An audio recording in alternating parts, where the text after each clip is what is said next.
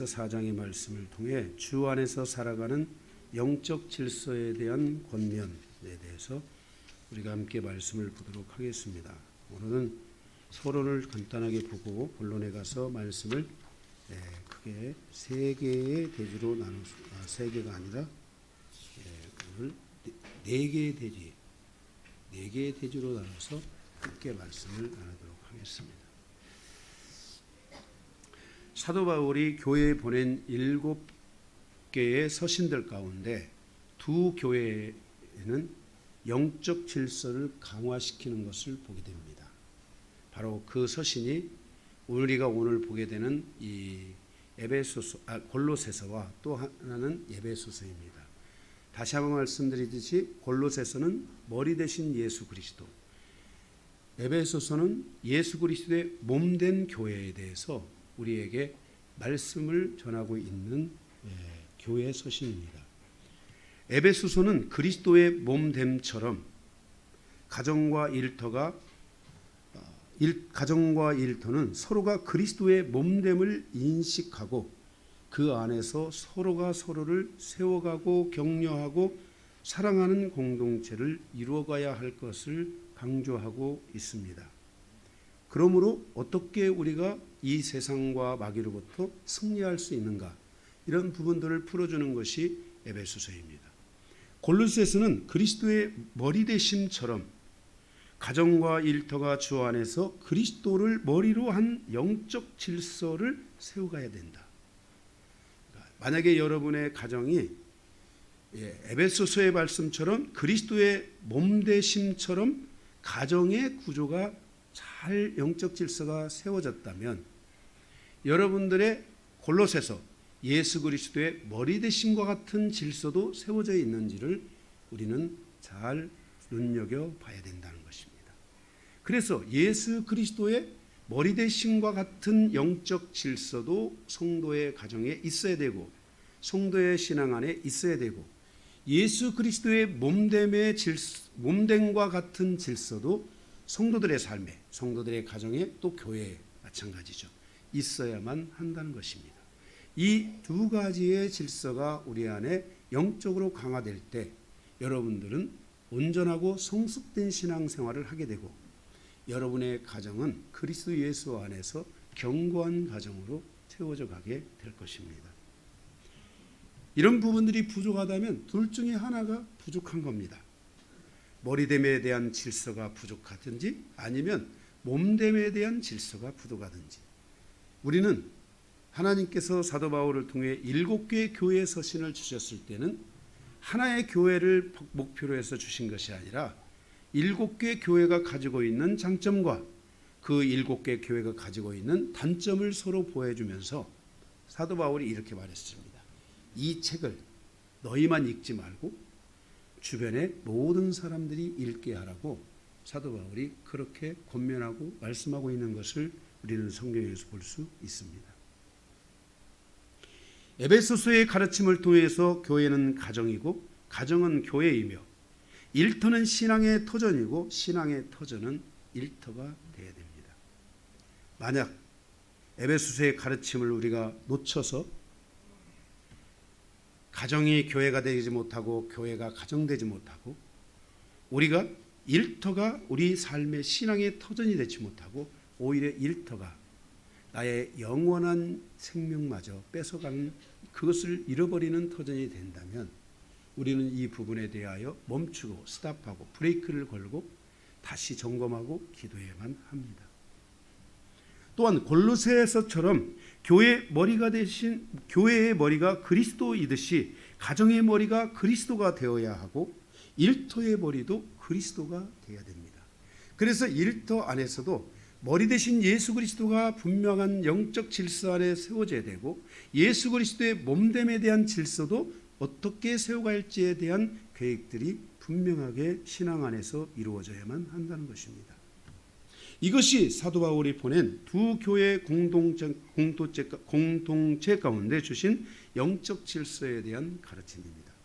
이러한 질서를 통해서 가정과 일터 안에 그리스도의 가르침이 중심이 된 신앙의 영적 질서가 세워져 가면서 세상에 대한 경쟁력을 갖추고 에베소서에 있는 말씀처럼 예수 그리스도의 충만이 교회 안에 충만이 되어지고 교회 안에 그 충만이 우리의 신앙 안에 우리의 가정 안에 세상의 충만으로 드러날 수 있는 은혜가 와야 한다는 것입니다.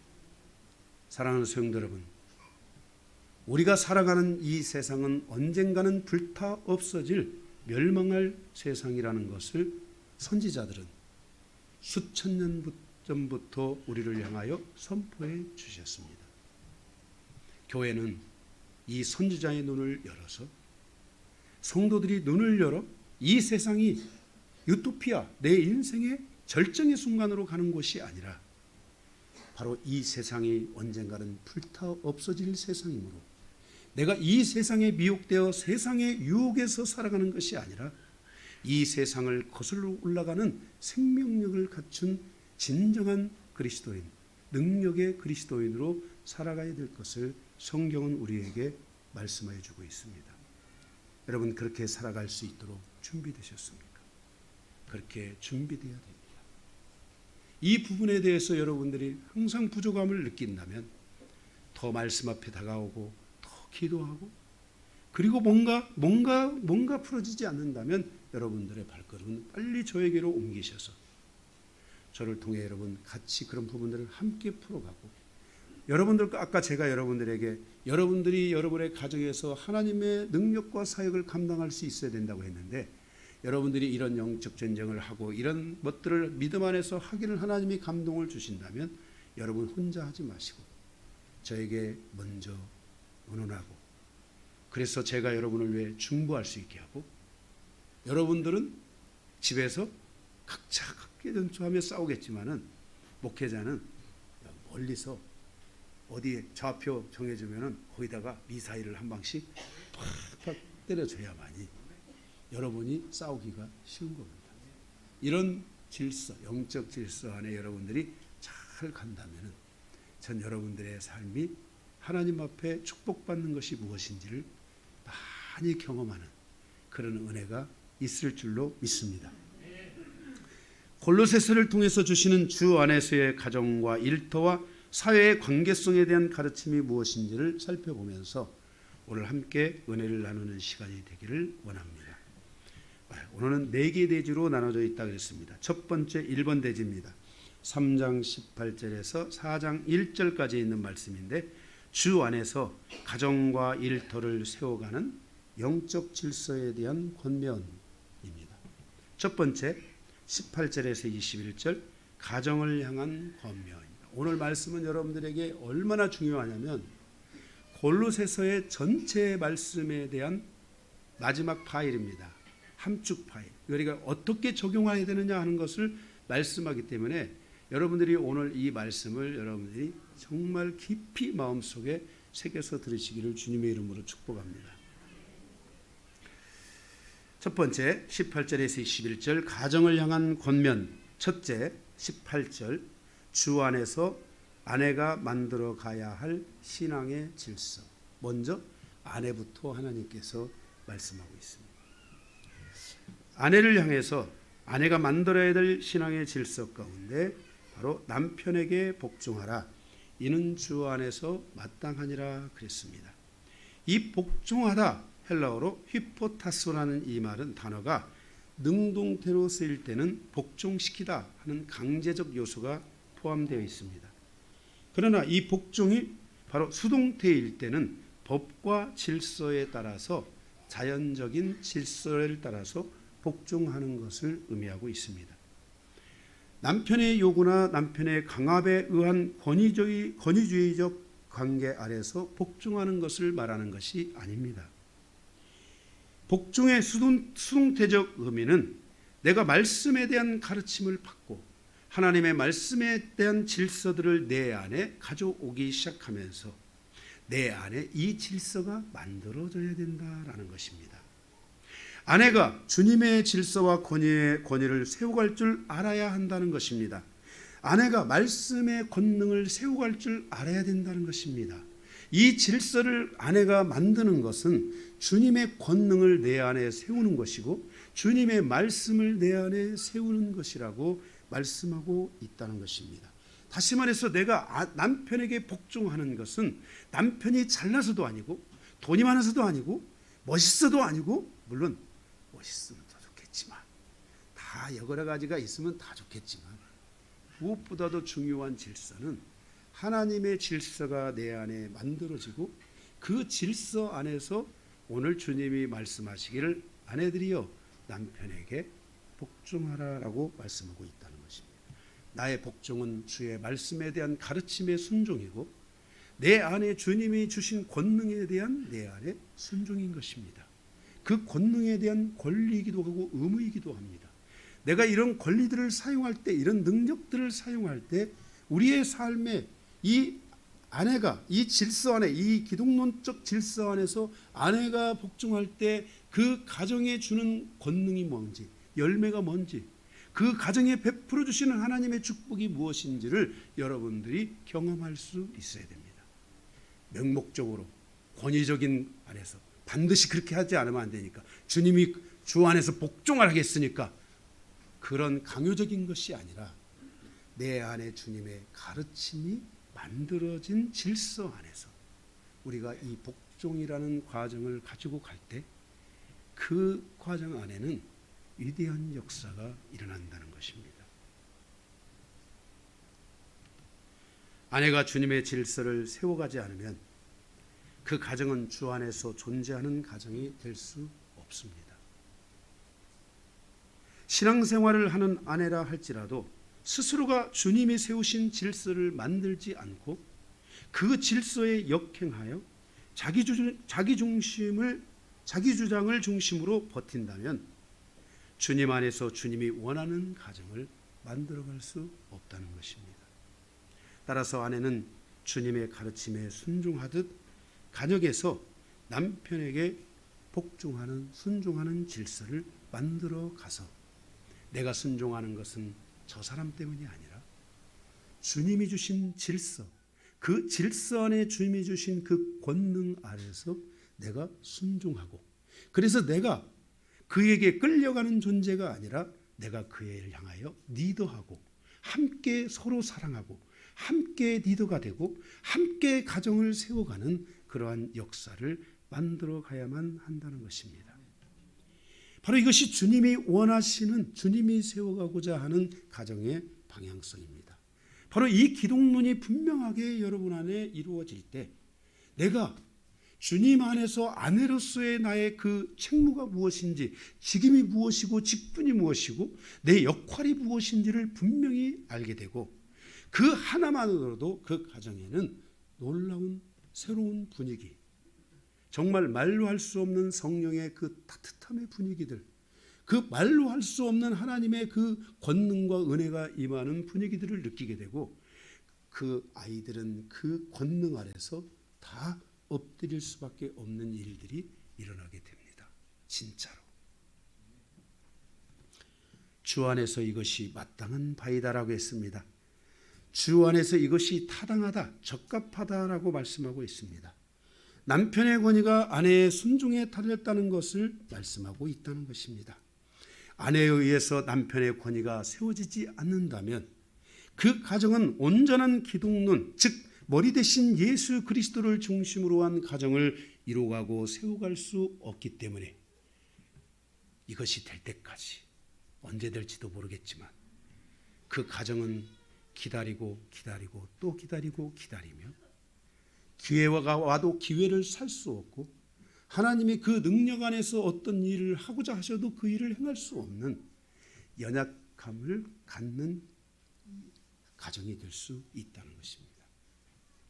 이렇게 기독론적 관계 안에서, 주 안에서 아내가 만들어가야 할 신앙의 질서는 매우 중요한 것이라는 것을 꼭 기억해 주시기 바랍니다. 둘째로 19절, 주 안에서 남편이 만들어 가야 할 신앙의 질서. 거기에는 아내를 사랑하라 그랬습니다. 이 아내를 사랑하라 하는, 이 사랑하라는 말은 아가페오인데, 이 아가페오의 사랑은 그 사랑의 중심이 내가 아니고 너입니다. 이것을 하나님의 사랑이라고 할 수 있는데, 그래서 하나님의 사랑은 내가 중심이 아니고 먼저 너를 이해하고, 먼저 당신을 헤아리고, 먼저 아내를 헤아리고, 먼저 아내를 이해하고, 먼저 너를 살피는 이 희생적인 마음이 반드시 이루어져야 됩니다. 남편 안에 이와 같은 기독론적 과정 안에서의 이 사랑의 이 시스템이 만들어지지 않으면 마찬가지로 기독론적 측면에 있어서 이 가정은 머리됨이 형성되지 않기 때문에, 하나님의 영적 질서가 만들어지지 않기 때문에 하나님의 역사가 제대로 이루어질 수 없습니다. 그래서 계속 기다려야 됩니다. 하나님의 뜻 안에서는 진행이 되지 않는 것입니다. 우리의 가정은 하나님의 뜻 안에서 진행될 수 있어야 되고, 필요할 때 하늘은 열려야 되고, 필요할 때 땅은 풀어져야 되고, 하나님의 역사 안에서 전진해 갈 수 있어야 됩니다. 그리고 이 아가파오의 사랑은 계속적인 성장과 발전을 포함하고 있다는 것입니다. 사랑의 성장, 사랑의 발전이 포함되어 있다는 것입니다. 남편은 기독론적 과정에 있어서 머리만 되지 말고 머리에 걸맞는 그 머리를 세워가는 과정에 있어서 사랑이 성장하고 사랑이 발전해 가야 한다는 것입니다. 사랑은 제가 그동안 많은 사랑을 나름 해왔다고 하고 많은 사랑을 그동안 받았다고 하지만, 사랑은 양파처럼 까도 끝이 없는 게 사랑입니다. 그래서 남편들은 영원히 성장해야 합니다. 남편이 성장하는 만큼, 남편이 가정에 대한 사랑의 성장의 속도만큼, 그 성장의 높이만큼, 성장의 넓이만큼 가정은 하나님이 원하는 질서 안에서 아름답게 세워져 가고 진행될 수 있다는 것을 잊지 마시기 바랍니다. 남편은 아내에 대하여 이런 영적 질서를 만들어 가야 합니다. 그래서 아내에 대한 사랑이 식어지면 그 가정은 온전한 기독론, 즉 머리 대신 예수 그리스도를 중심으로 한 가정을 세워가는 것에 대하여 기다려야 됩니다. 아직 안 된 겁니다. 기독론, 머리 대신 예수 그리스도가 세워지지 않으면 교회는 멈춰야 됩니다. 교회는 가면 안 됩니다. 몸이 아무리 많은 확장을 이루어도 이 몸은 비대해지면 비대해지는 만큼 사단으로부터 공격을 받게 돼 있고 세상의 유혹에 시달려서 결국은 쓰러지게 돼 있습니다. 그래서 이 기독론이 정확하게 세워져야만 하는 것입니다. 그 다음에 또한 여기 보니까 아내를 괴롭게 하지 말라 했습니다. 이 괴롭게 하다라는 단어가 능동태일 때는 화나게 하다 이런 뜻입니다. 수동태일 때는 화나다, 격분하다 이 말입니다. 능동태일 때는 누가 화를 내게 하는 거지만 수동태일 때는 본인 안에 화가 있게 하다 이런 뜻입니다. 이것은 아내의 내면에 화가 존재하는 상태를 갖게 하면 안 된다는 것입니다. 아내의 마음에 화가 존재하지 않도록 만들어 주라는 것입니다. 남편들 잘 들으십시오. 아내가 혹시 화가 내면에 존재하고 있다면 이 화를 빨리 풀어야 됩니다. 중요한 겁니다. 이걸 풀지 않고 하나님이 원하는 질서 안에 나아갈 수가 없습니다. 아내의 마음에 이런 것들이 존재하지 않도록 만들어 주라는 것입니다. 풀어야 한다는 것입니다. 가정생활을 하다 보면 서로 안 좋은 일들이 발생하게 되고 그 일로 인하여 아내는 내면에 화를 쌓을 수 있습니다. 그런데 가정에서 아내가 화내면 화를 쌓게 되면 가정의 이상교류가 흐르게 되고 가정의 분위기가 싸늘한 형태로 변하게 될 수 있습니다. 남편은 이러한 가정의 분위기를 방치하지 말고 아내의 내면이 다시 회복될 수 있도록 도와주어야 좋은 분위기 속에서 가정이 흘러갈 수 있게 됩니다. 따라서 남편들은 아내의 마음에 화가 쌓이지 않도록 만들어줘야 됩니다. 그러면 아내들은 한순간에 마음의 화를 풀게 되고 가정의 분위기는 다시 봄날처럼 확 달라지게 됩니다. 아내는 꽃과 같지 않습니까? 한번 아내가 웃어주면 가정은 다시 봄날처럼 확 밝아지게 되는 것입니다. 그리고 예수 그리스도가 중심이 된 가정이 만들어지고 그리고 예수 그리스도가 중심이 된 가정으로서의 진행이 이루어질 수 있게 되는 것입니다. 아내의 마음은 따뜻해지고 풀어지고 부드러워지면서 많은 부분 가정을 위해서 다시 헌신하고 수고하고 그런 분위기가 만들어지면서 육아가 아무리 힘들어도 그것을 감당하고 매일매일 밥 짓는 것이 너무나 참으로 어렵고 힘들어도 그것을 마다하지 않고 오늘은 된장 끓였다, 내일은 군치찌개 끓였다, 모레는 또 뭐 순두부 끓였다, 또 뭐 이렇게 해서 계속 그거 여러분 저는 진짜 늘 얻어먹기만 하니까 그게 얼마나 어려운지를 제대로 제가 알지 모를지 모르겠지만은 어려운 일이라고 생각합니다. 아멘. 그래도 여러분들이 잘 어쨌든 이 부분들이 이루어지려면은 여러분들이 이것들을 따뜻하게 잘 만들어가기를 주님의 이름으로 축복합니다. 그래서 여러분들이 오늘 이 남편이 만들어가야 될 질서, 이 반드시 만들어져야 돼요. 아내가 만들어가야 될 질서. 만약에 여러분들이 나는 남편이 말씀도 못 듣고 내 남편이 이런 것도 못해서 또 난 내 아내가 이 말씀 듣지도 못하고 내 아내가 이런 것들을 못해서 나 혼자 해봐야 무슨 소용입니까? 이렇게 생각하는데 하나님의 질서는 아무도 안 하면 되지 않지만 누군가 하기 시작하면 그 질서가 이루어진다는 것을 믿으시기 바랍니다. 하나님은 부부 둘을 다 쓰시는 경우도 있지만 한 사람을 쓰시는 경우도 있어요. 아멘? 여러분들이 이 말 꼭 기억하시고 그 우리가 성경의 그 부분이가 우리의 열왕기 때 보면 어떤 왕이었어요? 남편은 악한 왕이었는데 그 부인은 선한 여왕이 돼가지고 남편이 악을 행하는 시간을 잘 견뎠다가 하나님의 선을 행하는 그 여인이 돼서 아들을 통해서 하나님의 선을 이루는데 하나님의 놀라운 역사가 진행되잖아요. 제가 그 왕을 지금 정확히 이름을 지금 기억을 못해서 그래요. 제가 열왕기 강의 우리 다 했잖아요. 열왕기 하에 나와 있어요. 여러분들이 잘 모르게 되시면은 열왕기 하를 다 강의를 다시 들어보시면 됩니다. 혹독한 혹독한 게 아니라 얼마나 좋습니까? 열왕기 강의를 언제 할지도 모르는데 여러분들이 그렇게 하시고 잘 하시기 바랍니다. 세 번째로는 20절에 주 안에서 자녀들이 만들어가야 할 신앙의 질서입니다. 20절에 보면 자녀들은 모든 일에 부모에게 순종해야 된다라고 말씀하고 있습니다. 여기서 순종은 바로 히포타스 능동태입니다. 이 말은 부모는 자녀를 순종시킬 줄 알아야 한다는 것입니다. 부모는 자녀에게 어려서부터 부모에게 순종하는 것을 가르치고 그 자녀들 안에 부모에게 순종하는 자녀들이 될 수 있도록 만들어 줘야만 한다는 것입니다.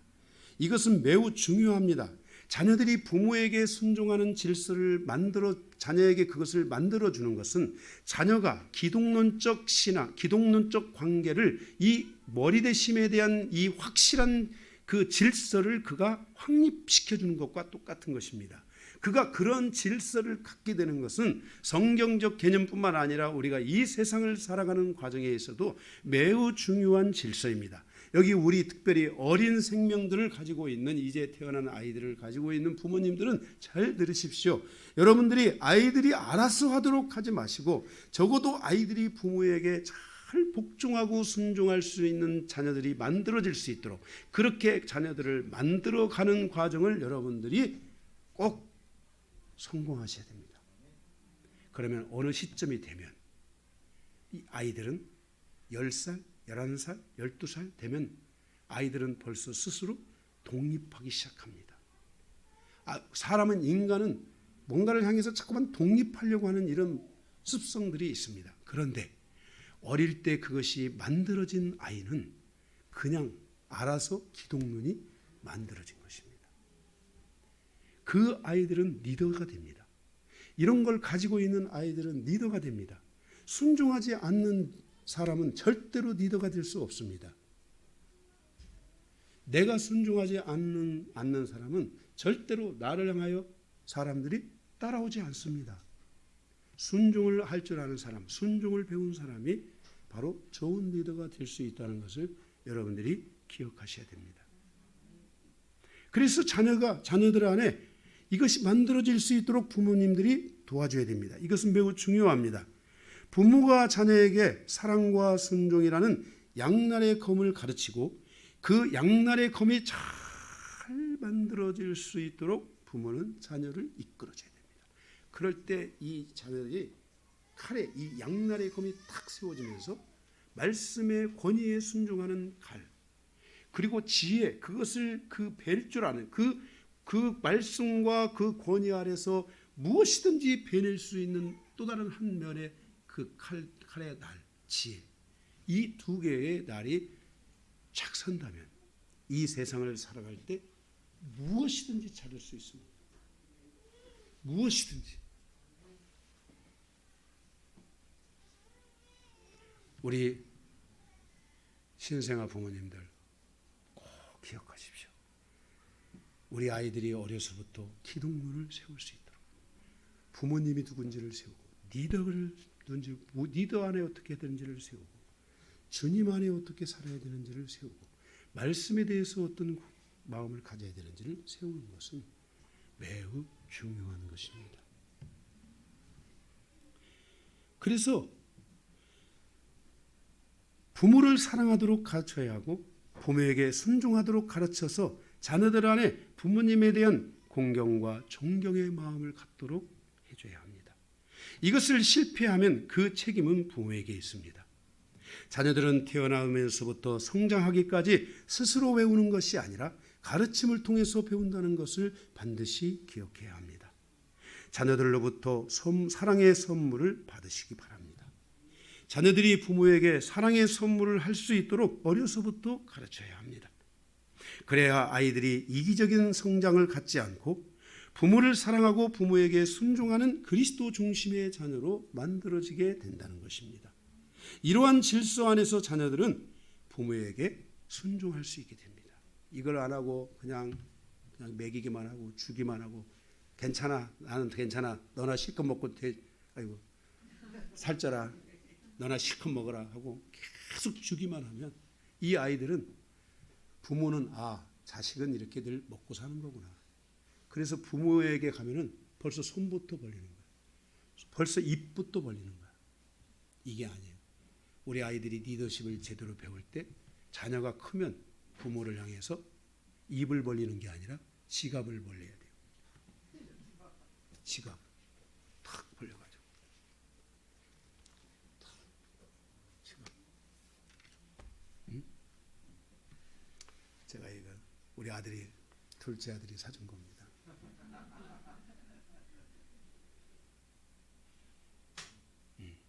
지갑이 열리도록 사랑을 받으세요.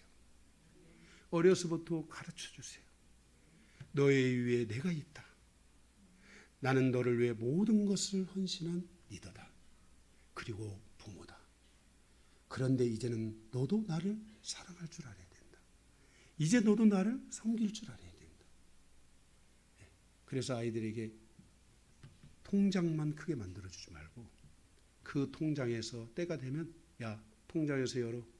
너 좀 엄마를 아빠를 위해 좀 써봐. 얼마라도 쓰게 만들어. 지갑을 열어줘요. 자꾸 사랑하도록 가르쳐줘야 돼요. 그럴 때 우리 아이들이요, 그 부모님에게 가서 밥을 먹을 때요, 그 밥이 따뜻하게 느껴지는 거예요. 그 밥이 너무나 좋게 느껴지는 거예요. 그리고 그 아이들이 부모가 자기에게 비울 때 우산처럼 자기의 삶의 소중한 존재라는 것을 아이들이 깨닫게 되는 거예요. 그런데 아이들에게 이런 걸 가르치지 않고 그냥 독립심만 가르치면 지가 잘난 줄 알아요. 지가 잘난 줄 알아요. 응? 여러분, 제가 부모로서 자식들이 부모를 잘하도록 가르치려고 하는 게 아니에요. 저는 지금 여러분에게 기독론에 대해서 제가 말씀을 하고 있어요. 이러한 질서 안에서 자녀들은 부모에게 순종할 수 있습니다. 이러한 질서가 자녀들 안에 만들어지면 그 자녀들은 부모를 공경하고 사랑하게 되며 부모와 다투려고 하지 않고 부모와 힘을 합하려고 하며 좋은 마음을 가지고 믿음의 전진을 이루게 되고 진짜 인생에 자기가 힘들 때 정말 폭풍과 같은 비바람이 몰아칠 때 이 자녀가, 잘 들으세요, 이 기독론이 세워진 자녀는 거친 태풍과 같고 폭풍과 같은 비바람이 몰아칠 때 저 어둠 가운데 있지 않고 부모의 우산 안으로 오는 거예요. 여러분, 우리의 인생의 여정은 숨을 곳에 숨어야 되고 있어야 될 곳에 있어야 되지, 잘못된 곳에 인생이 머물러 있으면 절대로 안 되는 거예요. 그래서 여러분들이 믿음 안에 있던 믿음 안에 없던 이것은 마찬가지예요. 이런 질서가 아이들 안에 세워진다면 그 아이는 반드시 성공합니다. 이 아이에게는 절대로 비바람이 올 수 없습니다. 이런 아이들, 이 기독론이 정확하게 세워진 사람은 이 세상에 어떤 거센 풍파가 와도 그것을 헤쳐갈 수 있는 리더십을 갖게 된다는 것을 여러분들이 기억하고, 예수 그리스도가 권능이십니다. 그 권능이신 그리스도가 우리의 머리시요, 그 권능으로부터 온 충만한 은혜가 믿음 안에 있는 부모에게 있고 그 부모에게 있는 그 능력이 자녀에게 임해서 어둠과 저주와 묶임이 자녀들로부터 흘러가는 것이 아니라, 아픔과 상처가 자녀들로부터 흘러가는 것이 아니라 부모로부터 그 자녀에게 사랑과 권위와 위로와 격려와 축복이 흘러가는 이 은혜가 있다면 어찌 이 아이들이, 이 자녀들이 이 사회가 아무리 힘든다 한들 이겨낼 수 없겠습니까? 여러분들이 이 말씀을 잘 이해가 안 된다면, 이 말씀이 어렵게 느껴진다면, 제가 그동안에 10번 보라고 했잖아요. 이거는 20번 보세요. 20번을 들어보세요. 듣고 또 듣고 듣고 또 들어서 여러분들의 말씀, 이 말씀이 여러분의 심령 안에 계속 만들어져야 돼요. 만들어져야 해서 제가 이거 뭐라 해서, 이 지금 타이틀이 뭐예요? 주 안에서 자녀들이 만들어 가야 할 신앙의 질서. 만들어져야 돼요. 할렐루야. 넷째는 21절. 주 안에서 부모들이 만들어 가야 할 신앙의 질서. 자녀들을 노엽게 하지 말라, 낙심할까 함이라 그랬어요. 부모가 자녀들을 자극하고 흥분시키고 노엽게 하고 화나게 하면 자녀들은 상대적으로 부모에 의해서 주눅들게 됩니다. 이것이 반복되고 쌓이게 되면 자녀들이 부모의 사랑에 대한 상실감이 커지면서 아이들이 길을 펴지 못하고 오히려 낙심을 선택하게 되는 것입니다. 이러한 자녀들은 성장기 과정을 통해 성숙한 인격을 갖지 못하고 오히려 낙심을 통해 심령이 상하기 시작하고 의기소침하기 시작하면서 비인격적 성장들이 보여지기 시작하고 비교식과 대인관계 기피증과 대화의 결핍과 자기 한계라는 벽을 스스로 갖게 될 수 있다는 것을 알아야 됩니다. 특별히 우리의 자녀들이 이 자기 한계라는 벽을 가지면 안 됩니다. 응? 뭐라고요? 자기 한계라는 벽. 여러분, 자기 한계가 뭘까요? 이 벽이 부모의 벽. 부모가 자꾸 자녀들을 이렇게 노엽게 하면은 낙심하면서 부모가 갖는 한계의 벽을 자녀가 가질 수 있어요. 이게 자녀에게 오는 거예요. 대물림식으로 오는 거예요. 이러면 안 돼요. 우리의 자녀들이 부모보다는 나아서야 돼요. 그죠? 부모보다는 더 뛰어나야 돼요. 그죠? 네. 그런 삶으로 갈 수 있도록 여러분들이 이끌어주지 않으면 안 된다는 것입니다. 이러한 것을 방치하면 리더십이 죽고 권위가 죽고 기독론이 세워지지 못하므로 가정에서의 부모의 권위가 사라질 수 있습니다. 그래서 반드시 우리의 자녀들을 노엽게 하면 안 됩니다. 오히려 우리의 자녀들과 더 많이 대화하고 더 많이 나누고 더 많이 그런 것들을 함께 이루어가면서 자기의 부족함과 자기의 결핍을 자녀들에게 알려주고 나의 이 결핍을 밟고 너는 이제 더 상승하라고 도와줄 수 있어야 됩니다. 부모의 아픔과 그 고통을 숨기는 것이 아니라 부모 스스로가 자기 안에 있는 부모로부터 온, 과거로부터 온 이런 그 한계의 벽을 스스로 허물어 버릴 때 우리의 자녀들이 그 벽을 뛰어넘어서 더 전진하는 삶으로 나가고, 이러한 자녀들이 아름답게 만들어지고 세워져 갈 때 그 자신도 기쁘지만 그것을 바라보는 부모의 마음에도 적지 않은 기쁨이 계속 오게 된다는 것을 여러분들이 기억해 주시면 감사하겠습니다. 이것이 바로 오늘 우리가 첫 번째 1번 대지에서 봐야 될 주 안에서 가정과 주 안에서 가정과 일터에 대한 영적 질서에서 첫 번째 가정을 향한 권면 네 가지입니다. 두 번째로는 가로 2번 22절에서 4장 1절 일터를 향한 권면입니다. 첫째로 22절에서 25절 주 안에서 고용인 직원들이 만들어 가야 할 신앙의 질서입니다.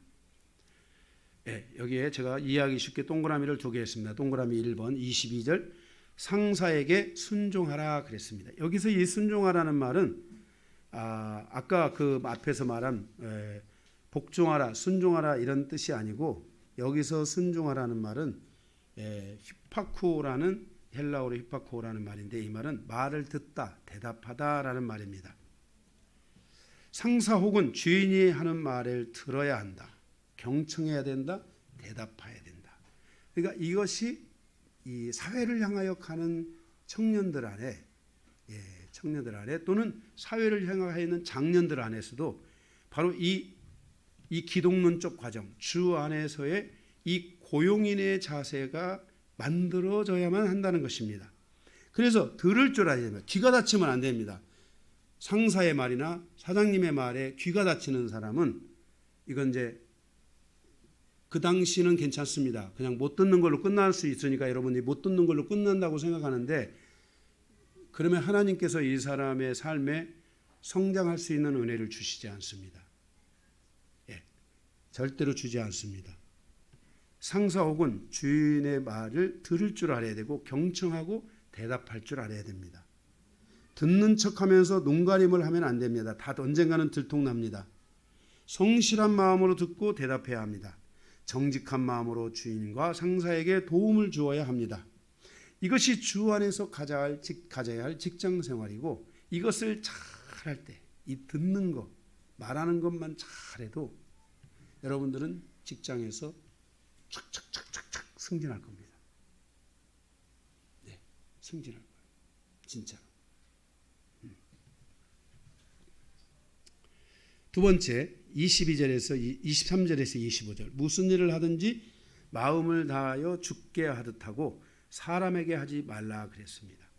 마음을 다하라는 말은 목숨을 다하라, 생명을 다하라, 영혼을 다하라라는 말입니다. 여기는 마음을 다하라고만 나와 있잖아요. 여기에는 성경에는. 근데 이 원어의 뜻은 목숨을 다하라, 생명을 다하라, 영혼을 다하라 이런 뜻입니다. 영혼 없이 마지못해서 하는 것이 되면 안 됩니다. 마음을 담아서 상사를 대하라는 것입니다. 그래서 주님을 대하듯 하라는 것입니다. 그리스도인들은 이러한 사고를 신앙의 여정을 통해 만들어야 됩니다. 이 기독론을 통해 이것이 만들어져야 됩니다. 내가 주님을 섬기듯, 내가 주님을 향해서 가듯 이런 질서들이 잘 만들어져야 됩니다. 왜냐하면 이런 질서 안에서 일을 할 때 그 사람은 상사를 통해서 자신이 성장할 수 있고 진급할 수 있고 보다 더 높은 그 은혜를 얻을 수 있게 되는 것이 그렇습니다. 근데 이게 안 되면, 이 소통의 관계나 이 과정이 안 되면은 이 사람은 그 직장에서 일터에서 절대로 승진할 수 없습니다. 더 높은 데로 나아갈 수가 없습니다. 이거는 눈가림으로 하라는 말이 아닙니다. 제가 눈가림으로 하면 안 된다 했죠. 금방 들통난다 했잖아요.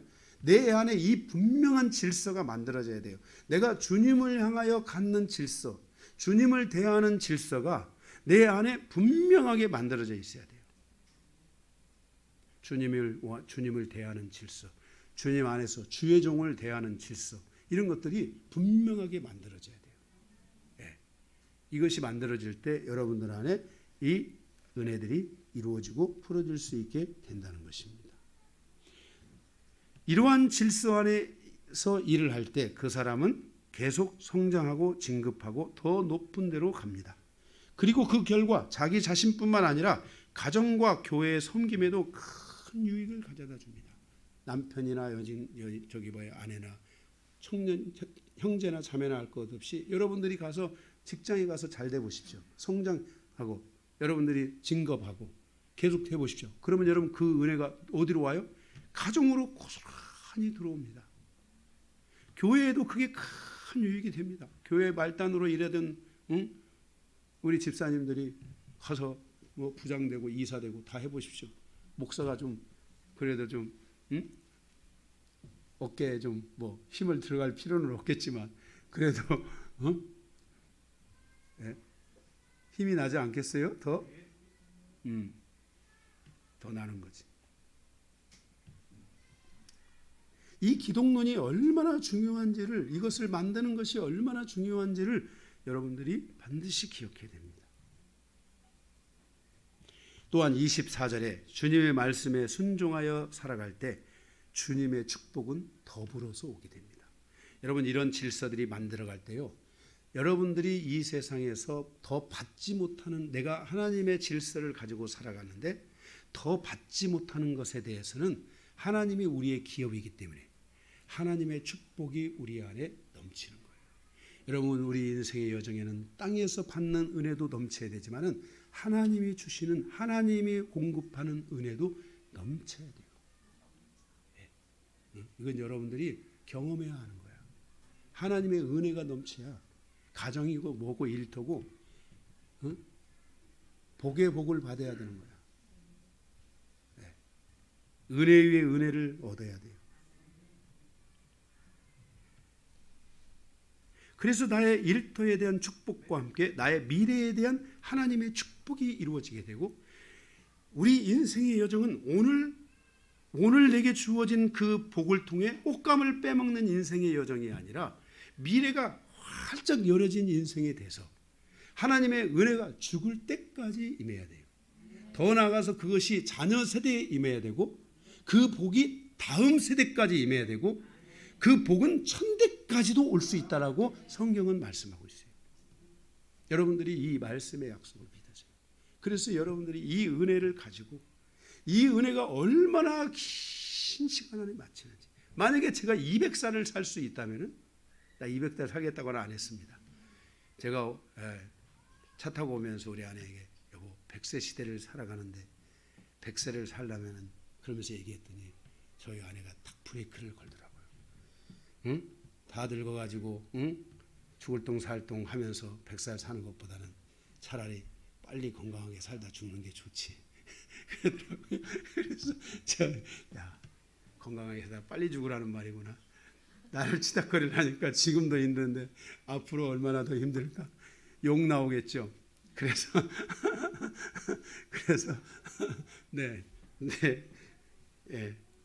뭐 공격할 의도는 전혀 없어요. 저를 위해서겠죠. 그죠? 또 저도 저 아내한테 고생시키고 싶은 마음이 이만큼도 없어요. 내가 만약에 상대에게, 정말 아내나 가족에게 나는 그래 미리 얘기했어요. 불편이 될 것 같으면 요양원이나 이런 데 넣어버려라.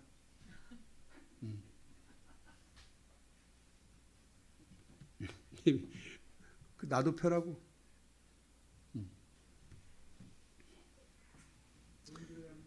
네. 네. 집사님, 그래서 집사님이 잘 되셔야 됩니다. 집사님 잘 되라고 얘기하는 얘기예요, 제가 지금. 잘 돼야 돼요. 우리 성도들은, 제가 이걸 놓고, 우리 성도들이 제가 처음 만났을 때 우리 성도들 다 아시죠? 너무너무 가난한 사람들이었어요. 죄송한 얘기지만 진짜 우리 임효진 집사님 가정은 지하에서 사는데 지하에 그게 물이 터져가지고 몇 개월인가를 계속 바가지로 물을 퍼내면서 살았어요. 그런데 어느 날 하나님께서, 효진 집사 소원이 뭐야? 제가 한 게 아니라 주님이 아파트 가고 싶다고. 그리고 나서 바로 하나님의 아파트 주시더라고. 여러분들의 삶이 이렇게 잘 돼야 돼. 그 예수 믿는 사람들은 잘 돼야 돼. 천대까지 잘 돼야 돼. 할렐루야. 이런 은혜가 와야 돼. 이런 질서들이 여러분들에게 오도록 여러분들이 기도해야 돼. 그래서 미래가 닫힌 게 아니라 미래가 쭉 하고 열려야 돼요. 응? 그리고 이 미래가 열린 사람들은요. 미래가 잘 들으세요. 미래가 열린 사람은 멀리 바라보지 않아요. 미래가 열린 사람은 그 모든 미래는 현실로 다가오는 거예요. 현재의 기쁨이 넘치는 사람은 미래가 열려 있는 사람이야. 현재 이 기쁨이 멈추면 안 돼. 나에게 주어진 이 축복의 은혜, 이 축복의 그늘들, 이 축복의 영광이, 이 축복의 나무들이 내 안에 멈춰지면 안 돼. 오늘 이것은 매우 중요한 거야. 아멘? 네. 내가 오늘 행복하지 않다는 것은 미래가 닫힌 거예요. 그러면 여러분들의 삶은 다시 과거로 돌아가는 거예요. 우리 인생은 과거로 돌아가는 게 아니라 미래지향적이어야 되고, 미래지향적인 사람의 미래가 열려진 사람은 그 미래가 미래에 있지 않고 현재로 온다는 것을 기억해야 돼요. 그 미래가 현재로 와서 이 현재가 계속 하나님의 은혜 안에 기쁨 속에서 즐거움 속에서 가는 거야. 그런데 미래는 열려 있어. 할렐루야. 여러분들의 삶이 이러한 질서 안에 가서 우리 모든 성도들이 매일매일 즐겁고 날마다 즐겁고, 그랬는데 노년에 가서 자녀들 때문에 즐겁고, 내가 더 나가는데 손주들 보며 즐겁고, 손주들이 잘 되는 걸 보면서 즐겁고, 그들이 믿음 아래 살아가는 것이 든든하고, 그래서 하나님이 원하는 이 영적 질서 안에 살아가는 것이 얼마나 축복인지를 우리는 보아야 돼요. 만일 나의 상사와 주인이 25절 불의를 행한다면, 불의를 행한 경우 있잖아요. 내 상사와 내 주인이 불의를 행한다면 주님으로부터 불의의 보응을 받게 될 것을 믿으시기 바랍니다. 그래야 그를 대적하는 것이 아니라 주님이 그를 불의에 대하여 보응하실 것을 여러분들이 믿고 가시기 바랍니다. 주님은 누구든지 사람을 외모로 보지 않고 그 중심을 보십니다. 따라서 사장님의 선택에 따라서 나의 선택이 달라지는 것이 아니라 주님의 선택에 의해서 나의 선택이 결정되고, 주님의 가르침을 통해 순종하는 삶이 선행되는 일터의 삶이 내 안에 먼저 만들어지는 것이 질서이고, 이것이 먼저 만들어질 수만 있다면 내 사장님이 상사든 그분들이 불의를 행하든 뭐하든 그건 관계없습니다. 하나님이 나에게 주신 질서를 따라 갈 때 질서대로 될 줄로 믿습니다. 둘째, 일터를 향한 권명. 첫 번째는 주인에게, 상사에게 주는 순종이고, 둘째는 고용주에게 주는 말씀이었고, 둘째는 이제 고용인이 아니라 첫째는 고용인에게 준 말씀이고, 둘째는 고용주에게 주시는 말씀이에요. 주 안에서 고용주가 만들어가야 할 신앙의 질서. 여러분들이 높은 주위에 올라가 있는 분들, 이제 내가 높은 주위에 있겠다, 이런 분들은 이 말씀을 잘 들으셔야 돼요. 주인들은, 상사들은 직원들에게 의와 공평을 베풀어야 합니다. 모든 주인들 위에 하나님이 계신다는 것을 잊으면 안 됩니다.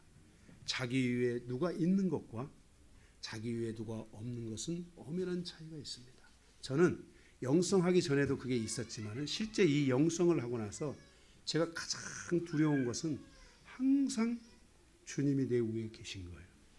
그래서 여러분들이 가다가 발만 삐끗해도 저는 겁이 덜렁 나는 거예요. 왜? 주님이 위에 계시니까. 혹시 나 때문에, 혹시 나로 인하여 우리 성도에게 무슨 일이 있는 것은 아닌가 하는 이 마음에 덜컹하는 마음은 제가 성도를 바라보는 마음이 아니라 주님을 바라보기 때문에. 여러분, 우리의 인생의 여정에 내 위에 누가 있다는 것을 인식하고 가는 사람, 이 기독론이 있는 사람은 절대로 망하지 않습니다. 절대로 무너지지 않습니다. 절대로 곁길로 가지 않습니다. 이것이 무엇보다도 중요합니다. 내 위에 누가 계신다 하는 것. 자녀들이 가다가 조금만 무슨 힘든 일이 있다? 그러면 가슴이 덜컹 내려앉아야 됩니다. 왜? 위에 주님이 계시는데 혹시 나 때문에 주님의 심판이, 주님의 뭐가 있으면 안 되잖아요. 그래요, 안 그래요? 항상 그것을, 그래서 항상 우리 위에 주님이 계신다는 거예요. 전체 위에 주님이 계시기 때문에. 응? 그래서 저는 영적으로는 제가 굉장히 예민한 편이에요. 여러분들에 대해서 계속 24시간이라고 하면 거짓말이겠지만 잠든 자야 되잖아. 잠자면서까지 여러분을 생각한다면 제가 아마 무슨 일이 생길 거예요, 머리에. 여러분을 제가 잠자면서까지 생각은 안 하지만 그래도 여러분들을 위해 아침부터 여러분들의 가정들, 또 여러분이 기도 못하게 했던 것들, 또 여러분들을 그래서 떠올리고 생각하면서 가는 저의 그 예민함이 있습니다.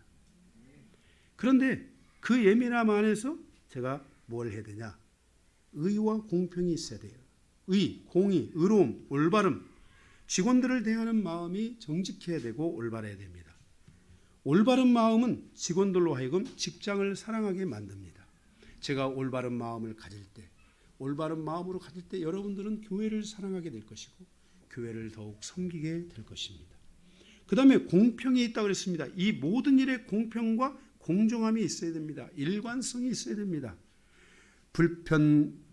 편법과 불법이 있으면 직원들의 사기가 떨어지고 불평이 나오기 시작합니다. 모든 직원들에 대한 평등한 마음과 공평한 마음은 직원들로 더욱 힘을 내게 만들고 선의의 경쟁심을 이루게 하는 것입니다. 이것은 상사가 가져가야 될 주 안에서의 중요한 리더십입니다. 그래서 성도를 대하는 주의 종은, 목회자는 모든 성도에 대하여 최선을 다해 공평하도록, 최선을 다하여 올바르도록 이 부분을 노력해야 됩니다. 이 두 가지만 잘 해줘도 리더는 그 따라오는 직원들로 하여금, 또 교회적인 측면에 있어서 목회자가 이 두 가지만 잘해도 성도들은 그 안에서 건강한 교회로 세워가는 일에 자기를 헌신하고 자기 삶과 자기 가정과 모든 것을 헌신하며 가는 이 여정이 함께 갈 수 있다고 믿어집니다. 큰 2번, 두 번째, 지금까지 우리는 첫 번째 말씀을 보았습니다. 첫 번째 말씀은 무엇입니까? 주 안에서 가정과 일터를 세워가는 영적 질서에 대한 권면입니다. 두 번째로는, 오늘 두 번째에서부터 네 번째까지는 간단합니다. 두 번째는 교회 공동체 안에 주신 기도에 대한 권면입니다. 2절에서 4절입니다. 4장 2절에서 4절. 여기에 대해서 번호가 3개가 있는데, 첫 번째는 2절에 교회는 성도들을 향해서 기도를 계속해야 합니다. 기도가 멈춰지면 안 됩니다. 기도하기를 멈추지 말라 했습니다. 기도를 쉬는 죄에 빠져도 안 되고 쉬지 말고 기도하라고 말씀하고 있습니다. 기도를 쉬면 성도들이 낙심할 수 있고, 기도를 쉬면 성도들이 염려할 수 있고, 기도를 쉬면 성도들이 근심할 수 있습니다. 그래서 교회는 계속해서 기도할 수 있어야 되고 계속해서 기도하며 가는 은혜가 있어야 됩니다. 두 번째로는 2절, 기도로 잘 경계하라, 깨어있으라 그랬습니다. 여기는 기도 뭐라고 나와 있습니까? 기도에 감사함으로 깨어있으라 그랬잖아요. 이 감사함이라는 말은 기뻐하다라는 뜻이 하나 있고요. 또는 잘이라는 뜻이 있어요. 잘하라 이럴 때 잘. 그러니까 뭐예요? 기도하는 것을 기쁘게 생각하고 경계하라 이 말입니다. 기도로 잘 경계하라 이 말입니다. 뭐라고요? 기도로 잘 경계하라 이 말입니다. 이 말은 기도로 망보라, 기도로 잘 망보라, 기도로 적의 공격을 방어하라 이 말이. 다시 말해서 이 기도는 적들로부터 방어하는 기도를 멈추면 안 됩니다. 교회는 항상 성도를 보호할 줄 알아야 되고, 교회를 사단의 공격들에 대하여서 망을 볼 줄 알아야 되고, 그 공격이 오지 않도록 도와줘야 되고, 계속해서 끊임없이 주님 앞에서 이 영적 네트워크를 가동시키지 않으면 안 되는 것입니다. 그래서 교회는 이 사드의 네이다망처럼 교회는 이 영적 네이다망이 매일 기도할 때 이 네이다망이 멈춰지지 않습니다. 기도하다가 안 하면은요, 이 네이다망이 이게 고장이 날 수 있어요. 근데 계속 기도하면은요, 이 네이다망이 쭉 들어요. 그래서 눈을 감으면 쭉 네이다망이 쭉 가동이 돼서, 예? 이것을 성도들 망봐야 돼요. 이렇게 향처 집사님 가정이 잘 있나 없나 계속 만보고 그것을 위해서 기도하고, 그리고 이제는 우리 더 아까도 말씀드린 것처럼 이제 성도들 각자가 능력을 얻어서 목사가 못 가는 곳에는 여러분들이 가셔야 돼요. 응? 할렐루야. 이런 모든 것들이, 영적인 이런 시스템들이, 이 기독론, 예수 그리스도 안에 있는 이 시스템들이 가동이 돼야 돼요. 할렐루야. 이 굉장히 중요한 거예요. 이게요. 이 기도라는 것은 기독론에 있어서 구원론 이런 것들도 굉장히 중요하지만은 이 기독론, 이 기독론의 차원에 있어서 기도는 어마어마하게 중요해요. 기도라는 것은 예수 그리스도의 이름으로 기도하는 거고, 예수 그리스도의 권세로 기도하는 거고, 예수 그리스도를 믿고 기도하는 거예요. 이거는 몸의 부분이 아니에요. 몸에서 해야 돼. 몸도 해야 돼. 몸끼리도 서로 이런 거 해야 되지만은 기도는 진짜 예수 그리스도의 권세로 지키고 보호하고, 아멘, 구하고, 예, 그런 부분들이 있어야 돼요. 그래서 몸이 전신갑주를 입으면 그 다음에는 이제 뭐예요? 무시로 성령 안에서, 기독론 안에서 뭘 하라? 기도를 가져라. 이렇게 말씀했어요. 아멘. 그래서 여러분들이 기도를 가지면은 여러분들은 보좌가 열리게 되고, 여러분의 눈물의 기도는 천사들이 그 금쟁반에 받아서 아버지의 보좌로 올린다는 것을 믿고 나와서 눈물로 기도 좀 해봐요. 응? 여러분들의 눈물이 그냥 다 소멸되는 게 아니라 그거 다 하나님께서 천사들 보내셔서 다 받아가는 눈물이야. 눈물로 간절히 하나님 앞에 기도해 보시기 바랍니다. 그래서 깨어서 잘 기도해야 돼요. 예? 이러한 기도가 교회 안에 365일 가동돼야 되고, 교회는 순간순간 매일매일 기도를 통해서 서로가 서로를 지키고 경계하고 적의 공격을 차단하면서 성도들이 안전하게 갈 수 있도록 계속해서 기도하지 않으면 안 돼요. 이게 바로 여기에는 뭐라고 나와 있어요? 기도에 감사함으로 깨어 있으라 그랬는데, 이 말은 뭐예요? 기도로 잘 망보라, 이런 뜻이에요. 기도로 잘 경계하라. 할렐루야. 예, 기도를 기쁨으로 기도하며 기도 가운데 기쁨으로 망보라, 기쁨으로 경계하라, 이런 뜻이에요. 이해가 되셨죠? 네, 잘 하시기 바랍니다. 예, 가정에 가서도 마찬가지. 신앙생활하는 부모님들은요, 자녀들을 위해서요 계속 레이더를 가동시켜야 돼요. 아멘. 길을 갈 때도 쭉 해서 우리 아이들이 잘 지내고 있도록 계속 기도해주고, 할렐루야. 예, 다 하셔야 돼요. 세 번째는 주의 종을 위해서 기도해라 이랬어요. 3절 4절. 3절에 주의 종을 위해서 기도할 때 목양이 잘 이루어지게 된다 그랬어요. 전도가 잘 이루어지려면 주의 말씀의 계시가 풀어져야 되는데, 거기 3절에 있는 말씀은 주의 말씀에 대한 계시를 말씀하고 있어요. 주의 말씀에 대한 계시가 풀어져서 성도들의 장래일에 대한 두려움을 갖지 않게 하고, 말씀이 성도들 안에 제대로 풀어지면 성도들이 장래에 대한 두려움을 갖지 않아요. 오히려 말씀 안에서 더 힘을 얻고 새 힘을 얻을 수 있게 되는 것이에요. 그리고 성도들이 하나님의 뜻을 인식하게 되고, 그 하나님의 뜻을 인식하며 살아가는 영적인 은혜가 넘치게 되는 거예요.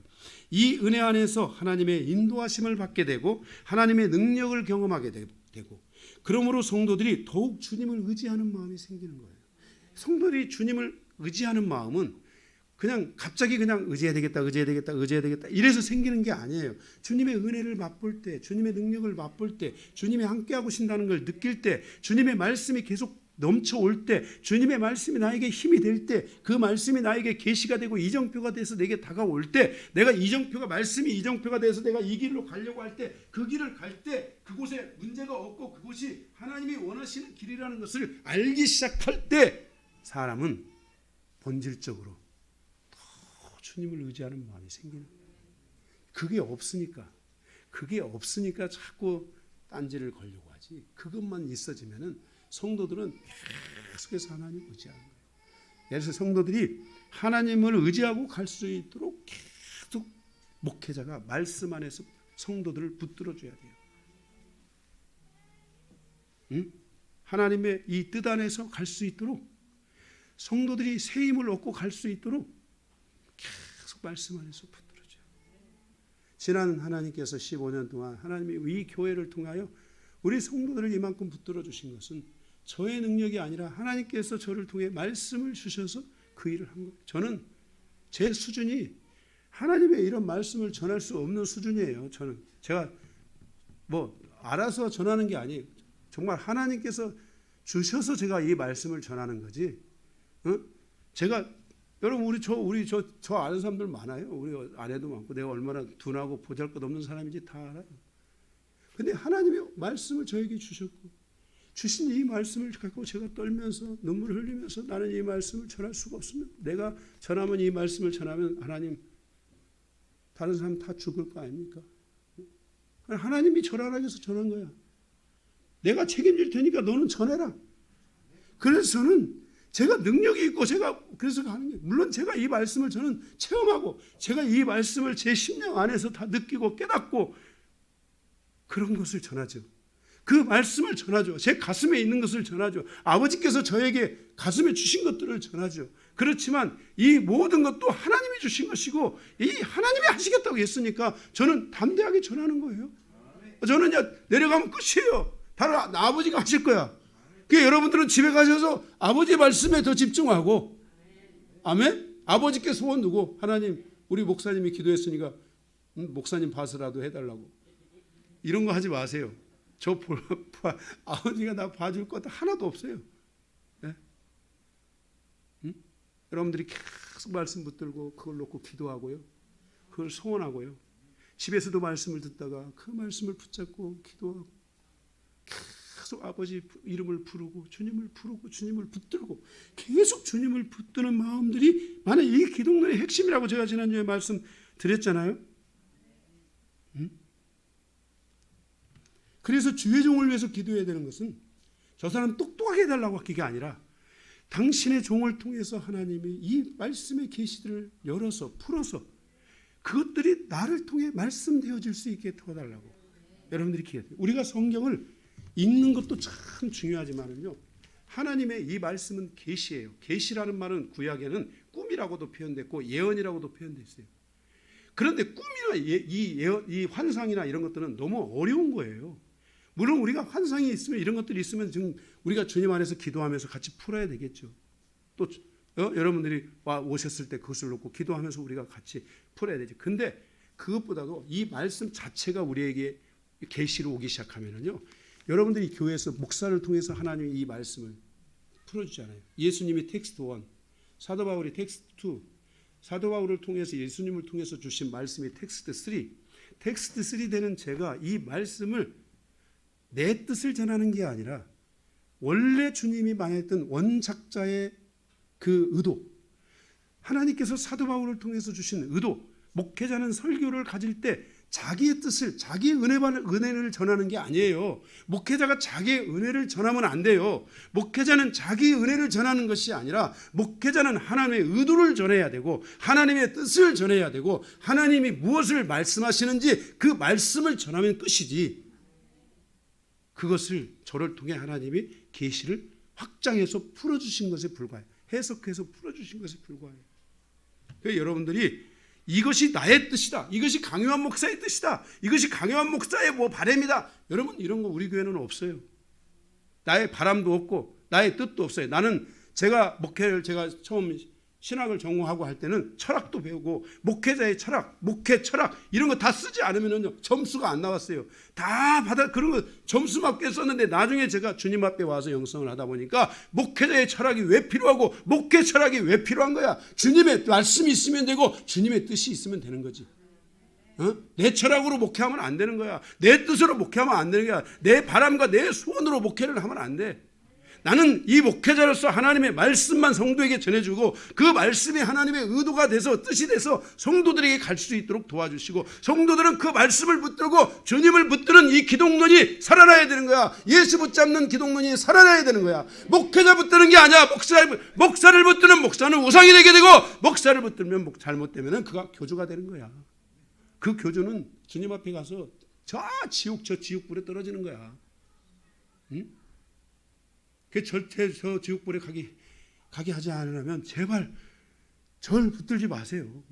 저 괜히 제 이름 올리고 그런 거 하지 마세요. 응? 전 여러분들이 저에게 뭐 선물 안 해줘도 나는 여기 우리 성도들이 있지만 내가 왜 나한테 선물 안 했냐고 나 한 번도 그런 적 없어요. 응? 걷어서 선물하고 이런 거 나 싫어해요. 걷어서 선물하고 이런 거. 하고 싶으면 그냥 좀 조용히 해. 그러지 뭘 그걸 걷어서 하고 뭘 하고 그런 거. 나는 싫어해 그런 거. 왜? 막 제 이름 올려가지고 막 걷어서 몰라 또 한 10억씩 갖다 주면 내가 한번 생각해 볼지 모르겠지만, 응?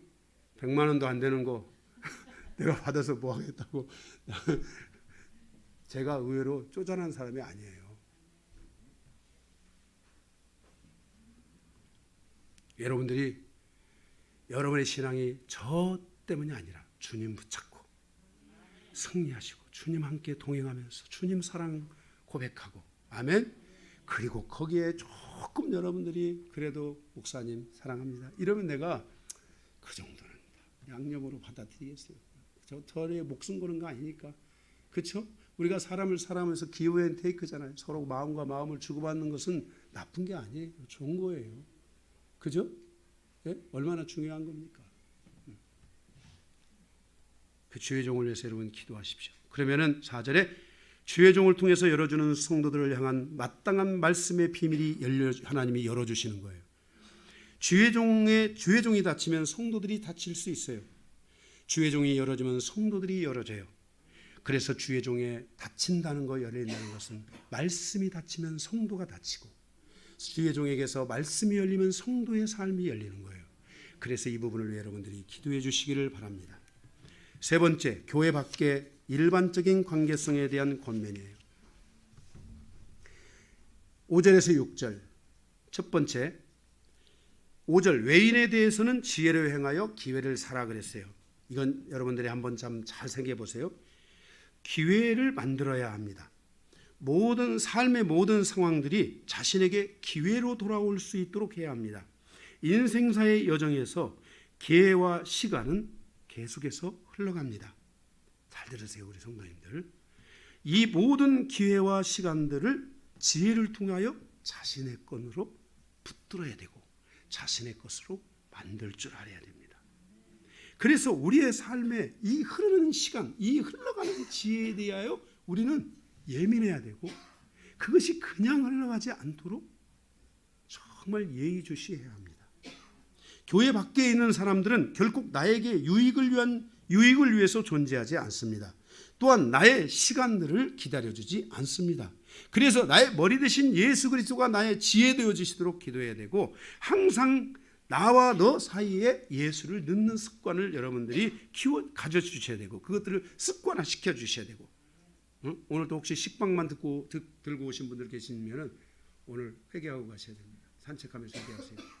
하나님, 목사님이 식빵 대 식빵으로 살지 말라고 했는데 오늘 또 식빵만 시컷 먹고 그러고 왔습니다. 오늘 이제 가서 다시 식빵 사이에 여보 하고 부르잖아요. 식빵이 나를 부르잖아요. 그러면은 예수님 탁 끼세요 먼저. 그 다음에 왜, 이게 식빵이 딱 오는 거예요. 여보 식빵, 왜 식빵 사이에 예수가 늘 먼저 들어가야 돼요. 그래서 부르면 여보 부르면 예수님 왜, 이렇게 가야 돼요. 근데 여보 부르면 숨도 안 쉬고 여보 왜 이렇게 가서 식빵 대 식빵으로 사는 분들 오늘 회개 많이 하시고, 제가 설교를 이렇게 했는데도 오늘부터 다시 여보, 자, 제가 여보 하면 제가 여러분들이 하는 거예요. 여보 왜, 이렇게 하셔야 돼요. 아멘. 다시. 이게 습관이 안 돼가지고 이게 좀 맛이 덜 나네. 여보 왜, 이렇게 여러분들이 자녀들이 불러도 마찬가지고 부모님이 불러도 마찬가지고, 항상 여러분과 여러분 사이에 예수님을 꼭 좀 넣는다면 여러분 훨씬 좋아질 거예요. 할렐루야. 그래서 이렇게 여러분들이 이런 지혜 시스템이 만들어지도록 하시기 바랍니다. 두 번째로는 3번에 교회 밖의 사람들에 대하여, 외인들에 대하여 그런 지혜를 가지고 그들로부터 여러분들이 기회를 살 줄 알아야 돼요. 기회를 자기 것으로 만들 줄 알아야 돼요. 시간을 자기 것으로 만들 줄 알아야 돼요. 그걸 놓고 기도하셔야 됩니다. 두 번째로는 말을 소금으로 맛을 내라 그랬어요. 대인 관계에서, 이웃 관계에서 말을 할 때 모든 말을 화목함으로 맛을 내라 그랬어요. 이것은 이것만 해도 돼요. 여보, 예수님, 왜? 이것만 해도요. 우리 말이요. 벌써 이 화목이 딱 된 거야. 화목의 주. 예수님은 무슨 일을 하셨어요? 우리에게요. 속죄도 하셨지만 우리를 위해 무슨 제물? 화목제물이 되셨단 말이에요. 예수님이 화목의 주체예요. 그렇기 때문에 우리의 삶에 예수가 오면 화목이 이루어지는 거예요. 그래서 여러분들이 이 이웃과의 관계에서도 말에서도 이 화목함으로 맛을 내는 삶이 와야 돼요. 그러니까 말에 화목함이 있어야 돼요. 말을 할 때 팍 쏘고 그런 게 아니라 말할 때 옆에서 누가 부르잖아요. 응? 네. 네. 갑자기 우리 열심히 써본 권사님, 우리 옆에 있는 선생님, 서영민 선생님,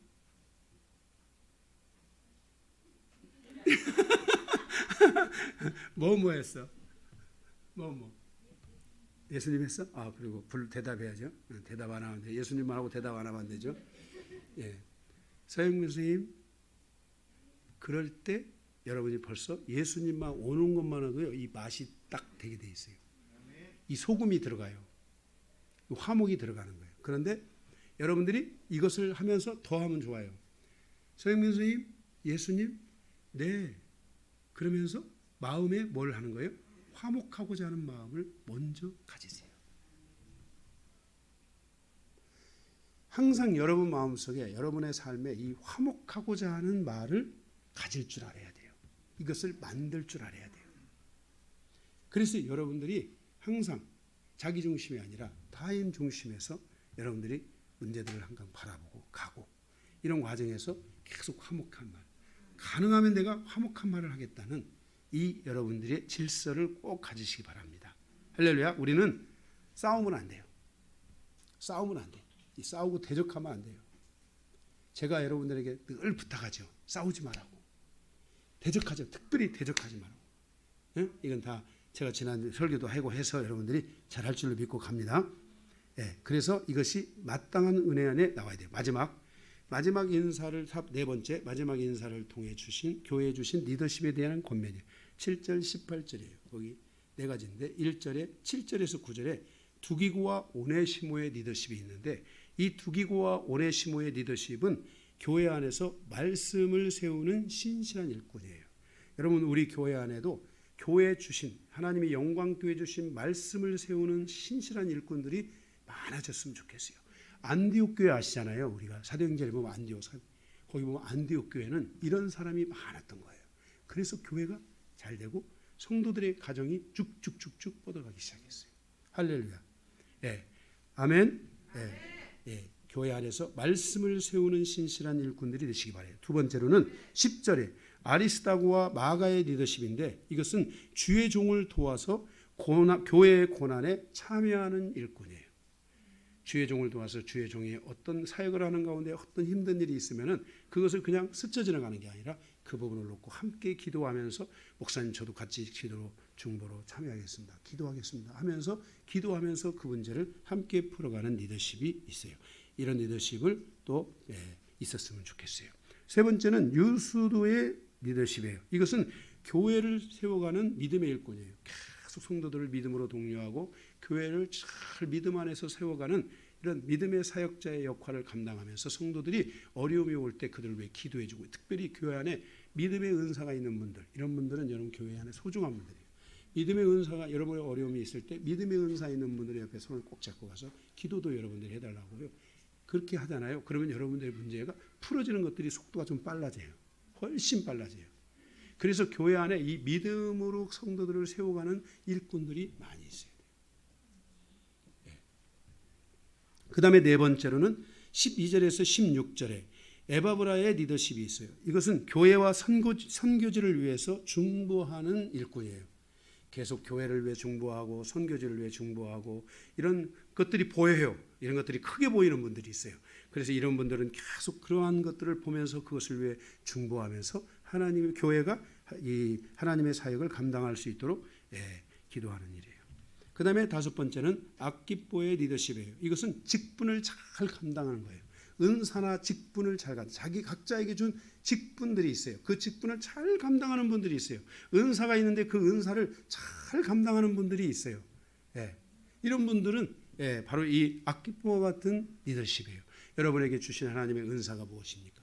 어떤 분은 그 은사를 통해서 하나님의 뜻을 이루어가는 일에 하나님이 쓰임받는 것을 받게 돼요. 어떤 분은 직분을 통해서, 직분이 그 사람을 통해서 그 직분이 받으니까, 제가 그 디도서 말씀 강의할 때 그랬죠. 하나님이 여러분에게 직분을 주실 때는 직분만 주시는 게 아니라 여러분의 인생의 계단 하나를 반드시 높여주신다. 그래서 여러분들이 하나님이 나에게 직분을 주셨을 때 이 직분을 소중하게 여길 줄 알아야 되고요. 그리고 그 직분 안에서 여러분들의 삶이 한 계단 높아지는 것을 봐야 되고, 한 계단 높아지지 않았다면 여러분들이 그 속에서 하나님의 뜻이 무엇인지를 좀 묻고 기도할 필요가 있어요. 제 경험상 반드시 하나님이 여러분에게 직분을 주셨다면 거기에 맞는 한 계단을 올려주시는 거예요. 업그레이드 주시는 거예요. 그게 무엇이든지. 말씀을 마치겠습니다.